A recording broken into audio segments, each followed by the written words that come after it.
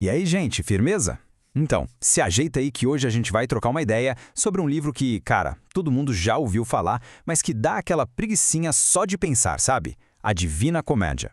Só que, pensa comigo, e se eu te dissesse que essa é, na real, a história de um dos rolês mais insanos e transformadores de todos os tempos? É tipo o relato de uma viagem muito louca pelo pós-vida e que, juro, tem tudo a ver com a gente. Porque a real é essa. Tipo, já parou pra pensar se o momento mais caótico da sua vida, aquela fase que parece que o universo tá de sacanagem com você, virasse uma história que o pessoal ia ler e discutir por, tipo, mais de 700 anos? Pois é, foi exatamente o que rolou com um cara chamado Dante Alighieri. Esse aí é o nosso prota, o Dantão. Lá pelos anos 1300, ele era um político importante lá em Florença, na Itália. Só que política, né, meu bem? Deu uma treta gigantesca, ele se deu mal e foi exilado. Foi tipo um cancelamento pesadíssimo do século XIV. O cara foi simplesmente expulso da cidade dele, perdeu tudo, ficou longe da família, e foi nesse fundo do poço que ele resolveu escrever sobre essa viagem imaginária para tentar entender o que estava acontecendo. E a primeira parada desse tour não podia ser mais leve. O inferno. Mas calma, ele não foi sozinho, o que já ajuda bastante, né? Ele arrumou um guia VIP, o poeta romano Virgílio, para dar aquele bizu de como as coisas funcionavam por lá. Basicamente um Waze do submundo. A regra número 1 do Inferno do Dante é uma parada genial chamada contrapasso. A ideia é meio cruel, eu sei, mas faz todo sentido, tá ligado? O castigo que a alma recebe é tipo uma versão poética e mega irônica do vacilo que a pessoa cometeu em vida. É a justiça poética levada ao extremo. É o universo te olhando e falando: ah, você gostava de se deixar levar pela paixão, né? Então toma aqui um furacão eterno pra te levar pra sempre. Simples assim. E ó, o inferno é super organizado, tipo um prédio invertido com 9 andares, ou melhor, 9 círculos. Cada andar, um tipo de treta diferente. Começa lá em cima com os pecados mais, digamos, humanos, de impulso, e vai afundando até chegar nas tretas mais cerebrais, de má fé mesmo, tipo fraude e traição. E quanto mais fundo, mais frio e pior o negócio fica. Vamos dar um zoom rapidinho, por exemplo, no segundo círculo, que é super fácil da gente se identificar. É o círculo da luxúria. Pra galera que, em vida, se deixou levar sem freio nenhum pelas paixões, pelo desejo, pelo contatinho proibido. Enfim, vocês pegaram a ideia, né?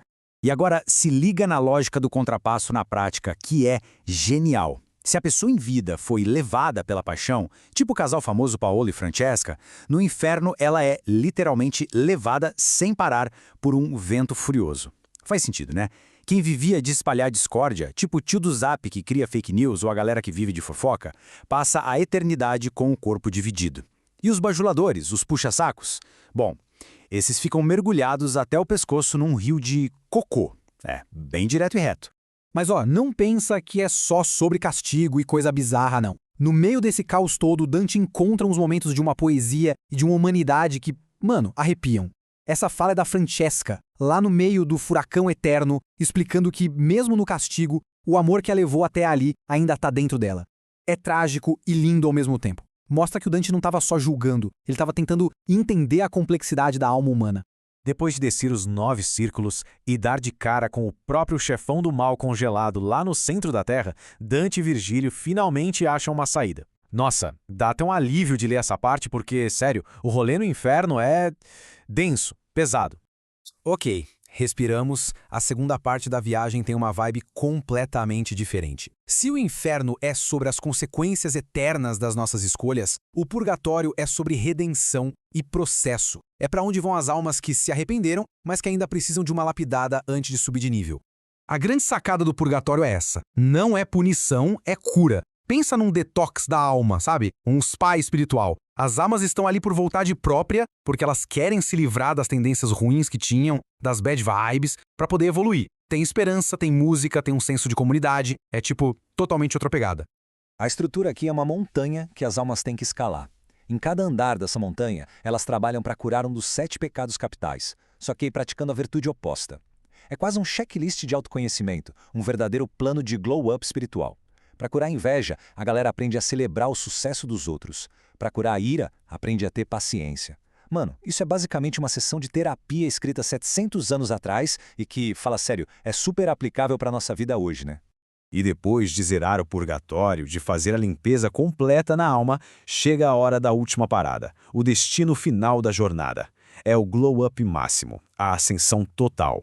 Só que, assim, já pode esquecer aquela imagem de nuvenzinhas e anjinhos tocando harpa, tá? O rolê aqui fica muito mais abstrato, mais cósmico. Dante descreve uma subida por esferas de luz e planetas, onde tudo é pura harmonia, música e conhecimento. Não tem mais corpo, só consciência. E o ponto alto, o motivo de toda a viagem, é o reencontro dele com Beatriz, a mulher que ele amou em vida. E a Beatriz aqui é muito mais que um crush do passado.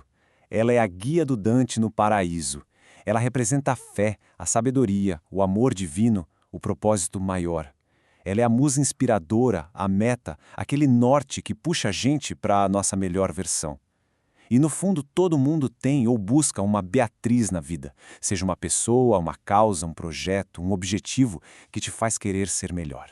E no final de toda essa jornada cósmica, depois de atravessar o inferno e escalar a montanha da purificação, Dante chega à visão final de Deus. E a conclusão que ele tem, a última frase do livro inteiro, é essa: que a força que rege o universo, que move os planetas e que deu sentido a toda a sua jornada é o amor. Caraca, que final, hein? Arrepia só de falar.